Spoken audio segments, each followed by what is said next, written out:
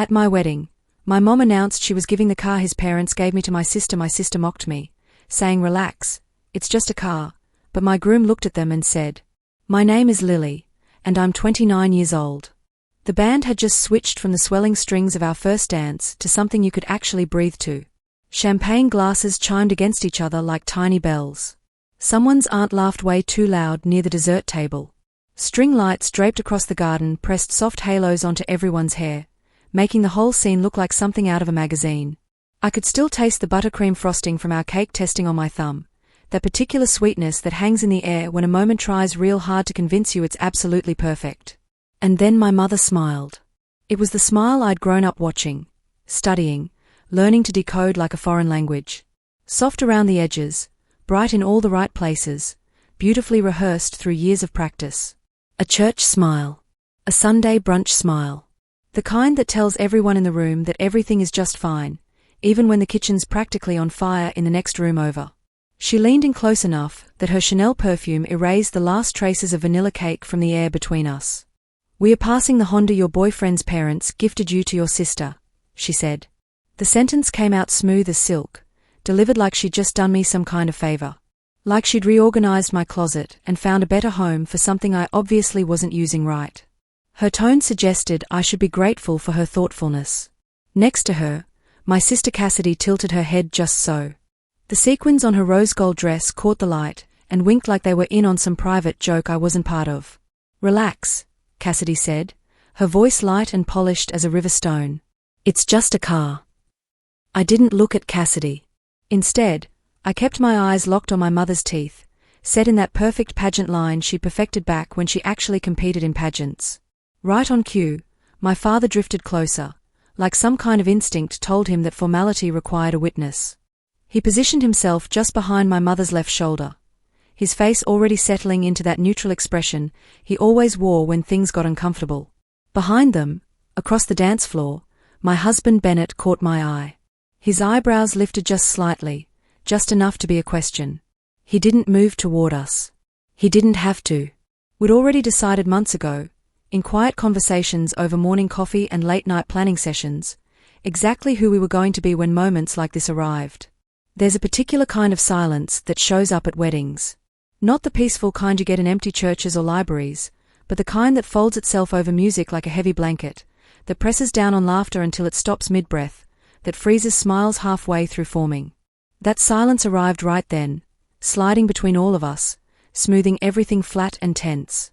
Cassidy's voice cut straight through it.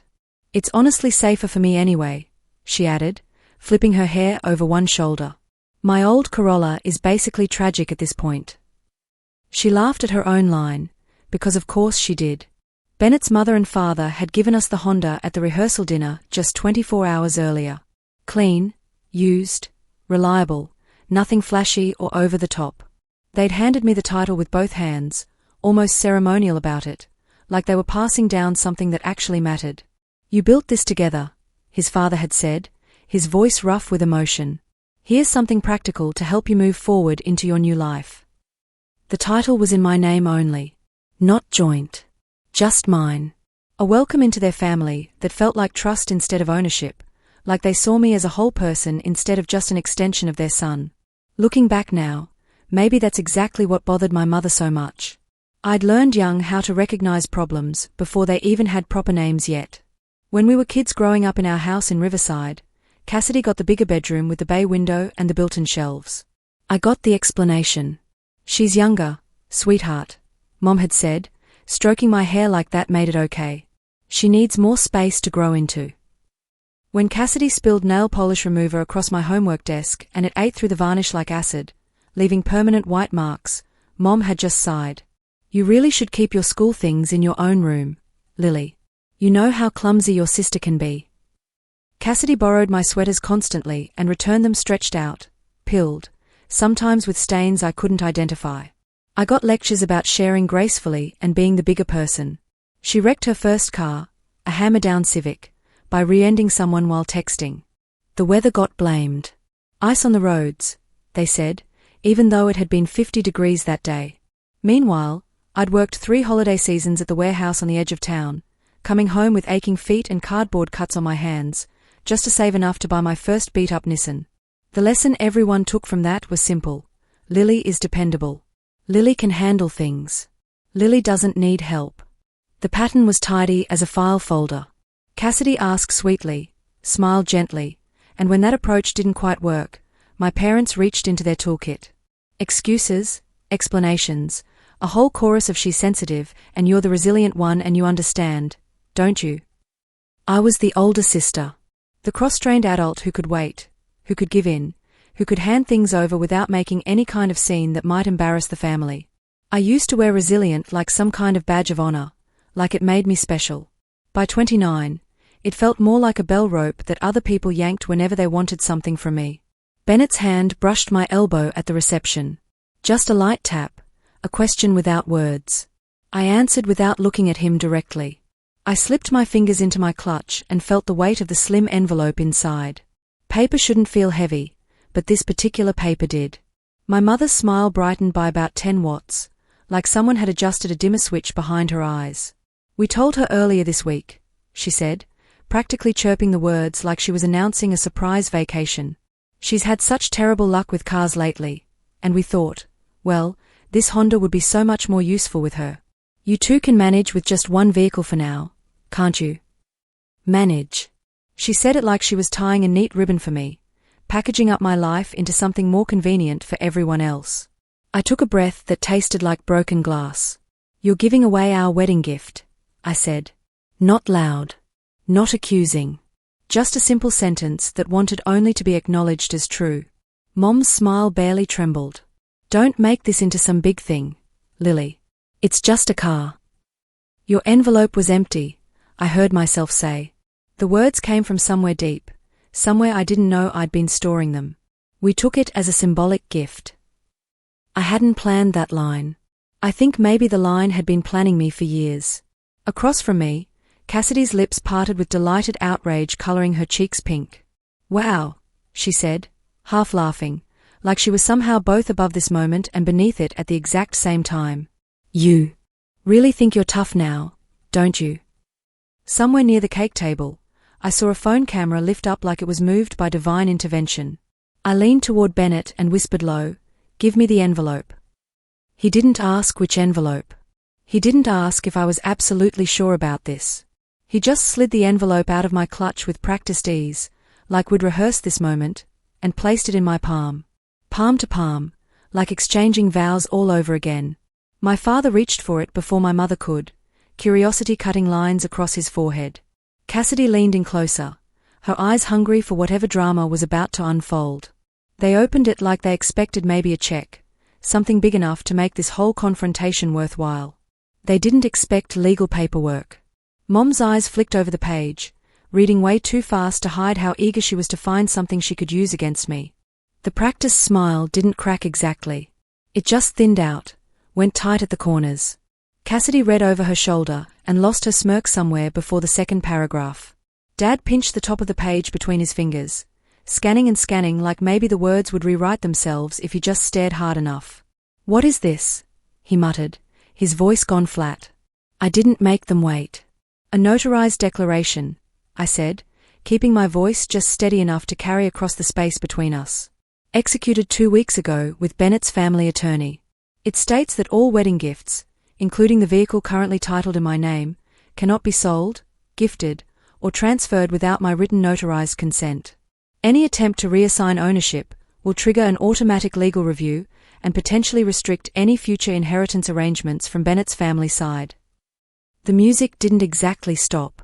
It just kind of wilted, fading into uncomfortable background noise. "You can't be serious," Cassidy said, a thin edge of real panic finally sharpening her vowels. "You're actually threatening us? At your own wedding?"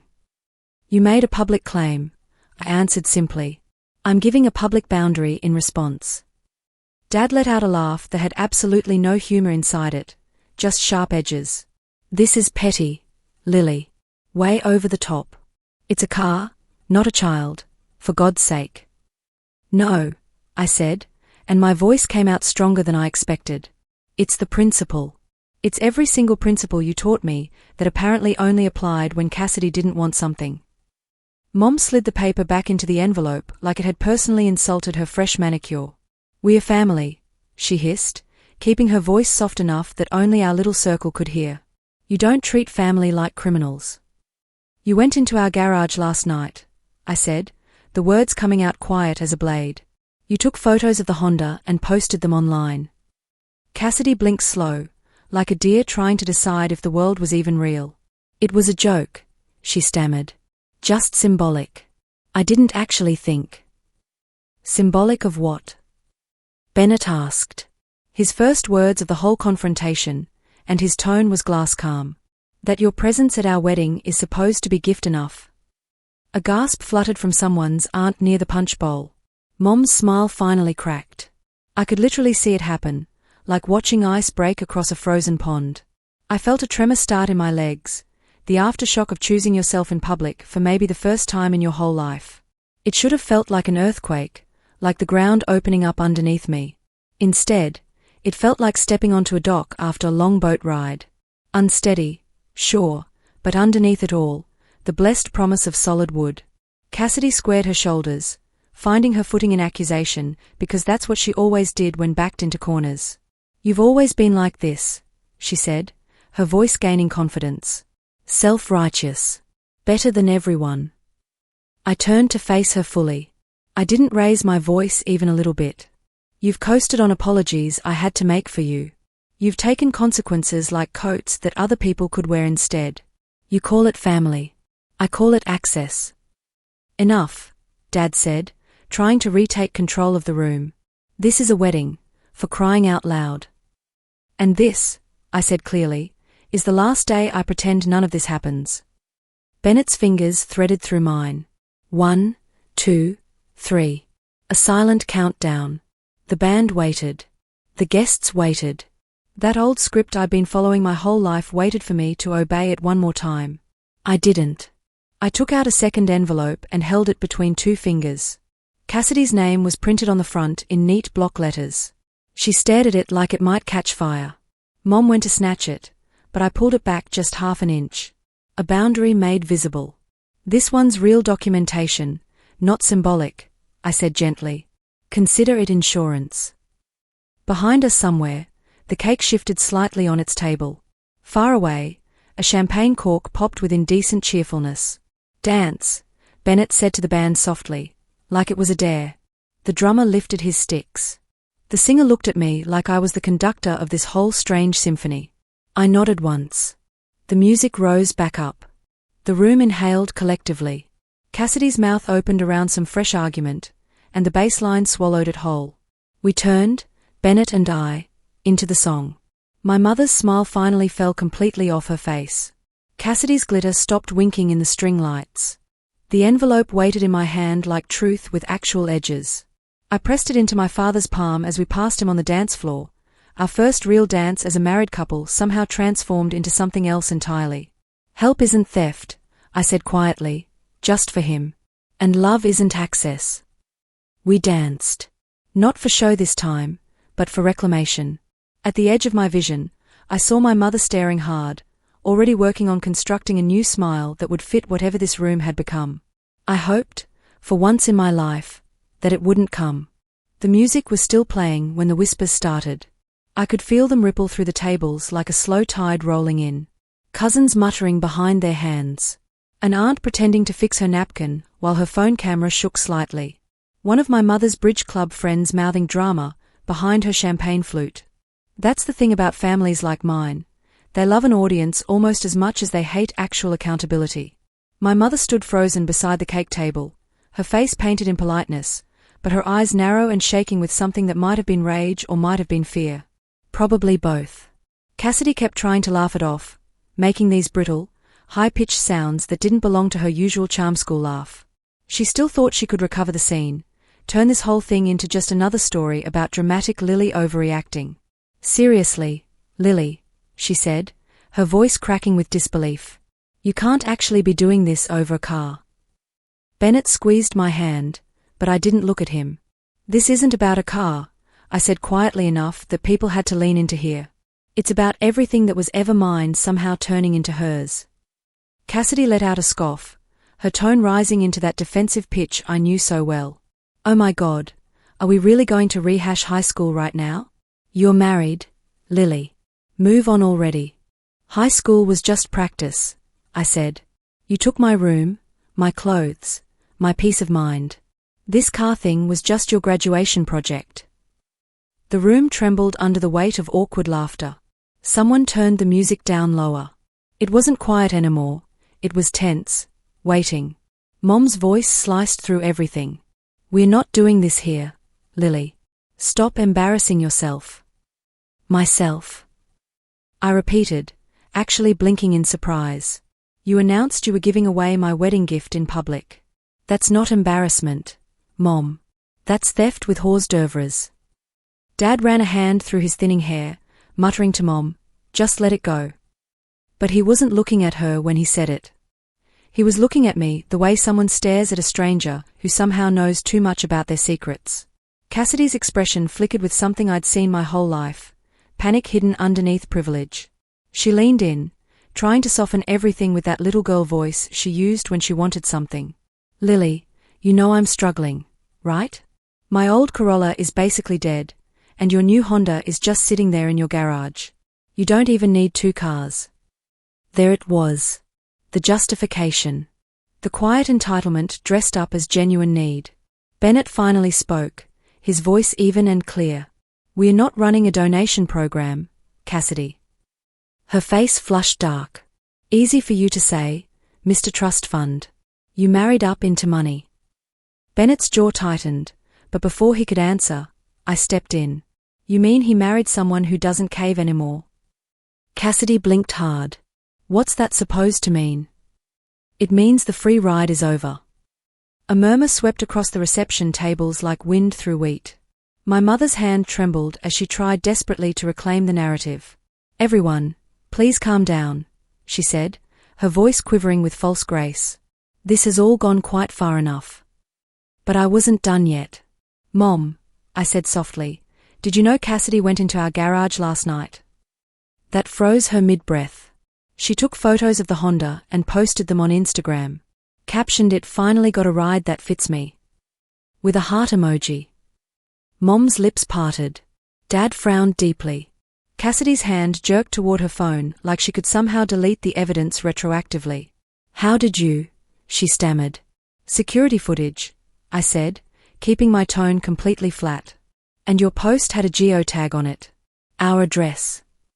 A soft gasp scattered through the guests like leaves. Cassidy turned scarlet. You're stalking me now? That's insane. No, Bennett said calmly. We just monitor who tries to open our garage door at midnight. The room's air shifted completely. All that fake warmth evaporated. All that was left was truth, heavy and unfiltered and impossible to ignore. I reached into my clutch one more time. The movement alone was enough to make my mother's head snap toward me. She thought it was another envelope, another blow. It was. This, I said, holding up a crisp sheet of paper, is a notice of unauthorized access and misuse of personal property. We were planning to send it privately and quietly, but since this conversation is now extremely public. I let the implication hang in the air. Cassidy's mouth opened, but no sound came out at all. Mom snatched the paper from my hand, eyes scanning frantically. You're being ridiculous, she hissed. This is family business, not something you drag lawyers into. Family business, I repeated, and my voice broke into this shaky laugh I couldn't control. That's what you said when she maxed out my debit card when I was 17. When she crashed the car Grandpa helped me buy. When she sold my old laptop and called it borrowing. Every single time, you turned it into family business instead of consequences. My father's voice cut in, sharp as gravel. You're making a complete fool of yourself, Lily. Sit down right now. I turned to him, finally meeting his eyes directly. I've been sitting down for 29 years, Dad. You just never noticed because it was convenient. The silence that followed felt alive. Dense and wet and suffocating. Bennett's voice broke through it, steady and clear. We'd really appreciate it if nobody touches our property again. That includes our car, our house, or anything connected to my family's name. Cassidy's eyes flared wide. Your family's name. So that's what this is really about? Status? No, Bennett said simply. Respect. Mom tried one last time to salvage her dignity. We raised you to be kind, Lily. To be generous and giving. You raised me to give, I said. And you taught Cassidy to take. There's a difference. That landed like thunder. For 1 second, even the string lights seemed to flicker. Cassidy stepped forward, actually trembling now. You really think you're better than me now, don't you? No, I said quietly. I'm just done letting you decide what I owe you. Her lower lip quivered. You're heartless. Then maybe you should stop trying to find my pulse in my bank account. A few guests actually gasped out loud. One of Bennett's uncles clapped quietly, like someone who knew the satisfaction of boundaries that were long overdue. Mom's voice was almost pleading now, desperate. We're family, Lily. We can fix all of this later, work it out privately. No, I said firmly. Later is how you kept me small for 3 decades. Cassidy tried to laugh again, but the sound cracked halfway through. You're not perfect either, Lily. You've made plenty of mistakes. Never said I was perfect, I replied steadily. But at least I'm not pretending theft is love anymore. Her eyes brimmed with frustrated tears that I recognized as performance. You'll regret this someday. I already did, I said. For 29 years. That's enough regret for one lifetime. And with that, I turned completely away. Bennett took my hand and guided me back toward the dance floor. The song had shifted into something slow, almost cinematic, like a movie soundtrack. We didn't speak as we started moving again. Around us, guests pretended to eat, pretended to chat, pretended not to stare at the spectacle we'd just created. When the song finally ended, we bowed slightly to the band as if absolutely nothing unusual had happened. But everyone knew everything had. That night, after the reception ended and the last guests trickled away, we drove home in the same Honda they'd tried to take from us. Windows down, October wind wild through our hair, silence somehow louder than any argument could ever be. When we pulled into our driveway, Bennett turned off the engine and said quietly, You okay? I stared at our house, the quiet suburban street, the empty night stretching out forever. I'm more than okay, I said, and I meant it with everything in me. I'm finally done. He smiled, reaching for my hand in the darkness. Good. Because something tells me your family definitely isn't done yet. He was absolutely right. The next morning, they proved it in ways I never could have imagined. But that's the thing about freedom. It doesn't always come with fireworks and celebration. Sometimes it's just the quiet click of a new lock on your door. Sometimes it's just knowing that the car in your driveway is actually yours, legally and completely. Sometimes freedom is simply waking up next to someone who loves you without a price tag attached. That morning, sunlight streaming through our bedroom window, I realized something profound and simple. I didn't want their version of family anymore. I wanted peace. And for the first time in my entire life, I actually had it.